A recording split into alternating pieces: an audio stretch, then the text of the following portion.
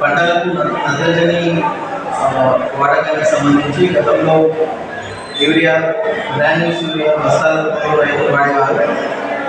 గత ఇప్పుడు కేంద్ర ప్రభుత్వం కొత్తగా నానో యూరియా తీసుకొచ్చింది కాబట్టి నానో యూరియా అనేది నేరుగా మొక్క ఆకుల పైన పడడం వల్ల సమర్థవంతంగా పనిచేస్తుంది. రైతులు యూరియా వాడకం కోసం ఎటువంటి ఇబ్బందులు పడే అవసరం ఉండదు. కావున రైతులందరూ నానో యూరియా వరిలో కావచ్చు, మొక్కజొన్నలో కావచ్చు, చెరుకులో కూడా మన మండలం దౌర్తల్లో వాడడం జరుగుతుంది. కూరగాయల మండలంలో కూడా నానో యూరియా వాడుకోవచ్చు. ఒకవేళ పంట ఎక్కువగా ఉన్నట్టయితే లేకుంటే నానో యూరియా అంటే మనుషుల ద్వారా స్ప్రే చేయడం అనేది ఉంటే డ్రోన్ సౌకర్యం అందుబాటులో ఉంది.